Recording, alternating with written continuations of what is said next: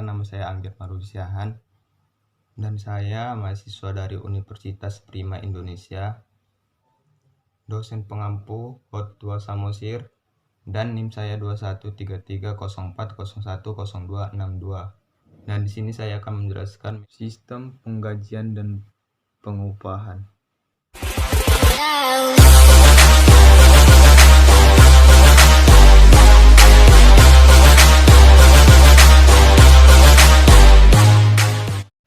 Bagian pertama, dokumen yang digunakan.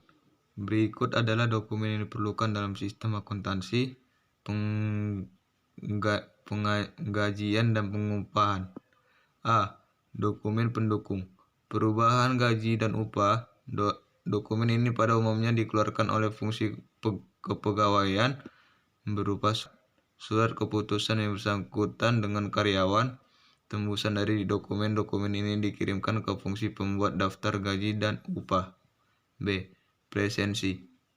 Dokumen ini mencatat jumlah kehadiran karyawan dan nantinya data ini menjadi pertimbangan bagi keuangan dalam mengambil keputusan. C. Daftar gaji dan daftar upah. Dokumen ini berisi jumlah gaji dan upah bruto setiap karyawan, dikurangi potongan berupa PPh pasal 21, utang karyawan, iuran untuk organisasi karyawan, dan sebagainya. D. Rekap daftar gaji dan daftar upah. Dokumen ini merupakan ringkasan gaji dan upah per departemen yang dibuat berdasarkan daftar gaji dan upah perusahaan yang berdasarkan pesanan. Rekap daftar gaji dan upah digunakan untuk membebankan upah langsung dalam hubungannya dengan produk pada pesanan yang bersangkutan. Distribusi tenaga kerja ini dilakukan oleh fungsi akuntansi biaya. Bagian keempat, jaringan prosedur yang membentuk sistem. Sistem pengajian terdiri dari jaringan prosedur berikut ini. Yang pertama, prosedur pencatatan waktu hadir. Kedua, prosedur pembuatan daftar gaji. Ketiga, prosedur distribusi biaya gaji. Keempat, prosedur pembuatan bukti kas keluar. Kelima, prosedur pembayaran gaji. Sistem pengupahan terdiri dari jaringan prosedur berikut ini. 1. Proses pencatatan waktu hadir. 2. Proses pencatatan waktu kerja. 3. Proses pembuatan daftar upah. 4. Prosedur distribusi biaya upah. 5. Prosedur pembuatan bukti kas keluar. 6. Prosedur pembayaran upah.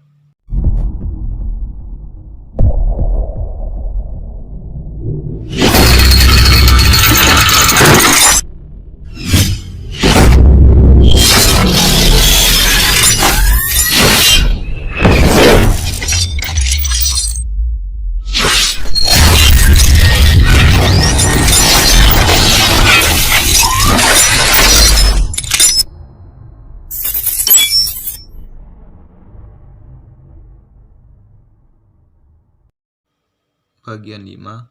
Fungsi terkait. Fungsi-fungsi yang terkait dengan sistem akuntansi pengajian dan pengupahan adalah sebagai berikut. 1.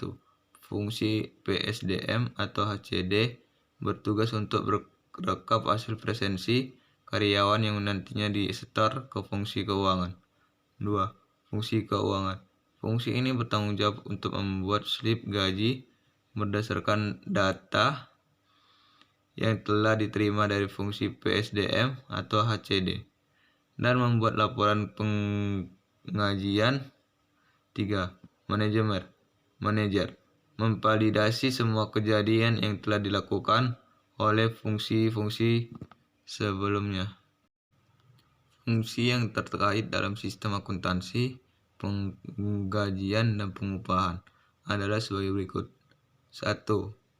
Fungsi kepegawaian. 2. Fungsi pencatat waktu. 3. Fungsi pembuat daftar gaji dan upah. 4. Fungsi akuntansi. 5. Fungsi keuangan. Bagian 7. Unsur pengendalian internal.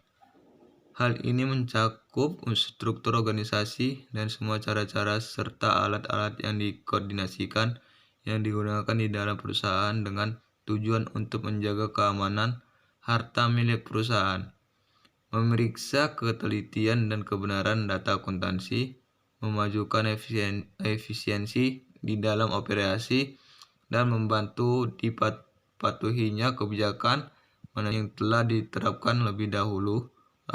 Jackie Bradwan 1990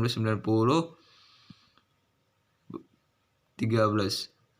Untuk tujuan di atas terdapat elemen-elemen yang merupakan ciri-ciri pokok pengendalian intern yang memuaskan meliputi 1.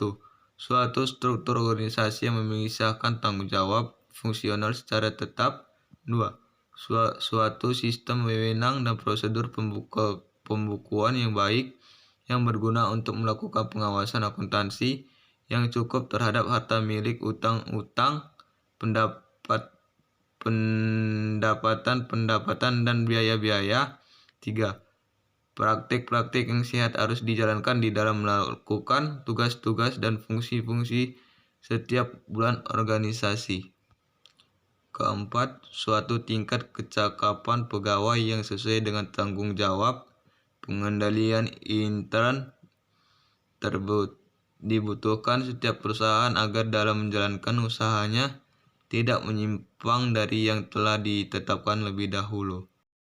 Selanjutnya, unsur pengendalian intern dalam sistem akuntansi penggajian adalah sebagai berikut. Mulyadi 2001 386. 1. Organisasi. Namanya tercantum dalam daftar gaji, harus memiliki surat keputusan pengangkatan sebagai karyawan perusahaan yang ditandatangani oleh direktur utama. Setiap perubahan gaji karyawan karena perubahan pangkat, perubahan tarif gaji, tambahan keluarga harus didasarkan pada surat keputusan direktur keuangan. Setiap potongan atas gaji karyawan selain dari pajak penghasilan karyawan harus didasarkan atas surat potongan gaji yang diotorisasi oleh fungsi kepegawaian. Kartu jam hadir harus diotorisasi oleh fungsi pencatatan waktu. Perintah lembur harus diotorisasi oleh kepala departemen yang bersangkutan. Daftar gaji harus diotorisasi oleh fungsi personalia. Bukti kas keluar untuk pembayaran gaji harus diotorisasi oleh fungsi akuntansi.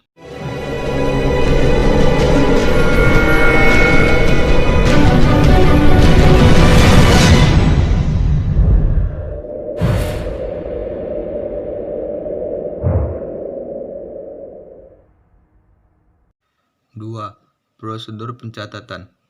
Perubahan dalam pencatatan penghasilan karyawan direkonsiliasi dengan daftar gaji karyawan.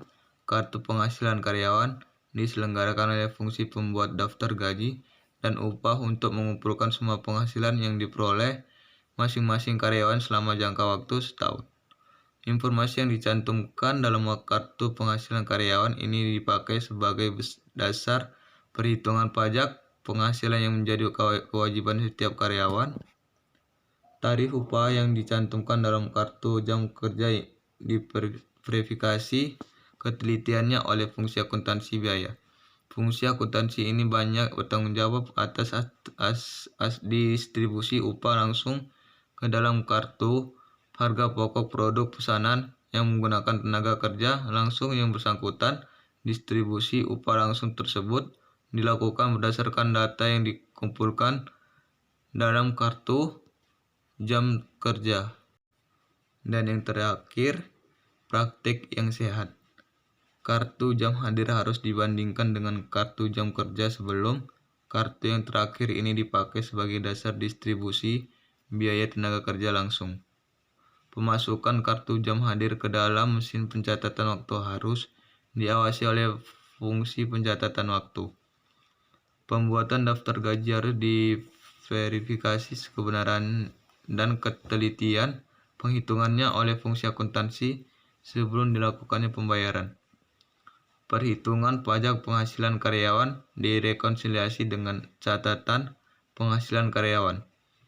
Catatan penghasilan karyawan disimpan oleh fungsi pembuat daftar gaji.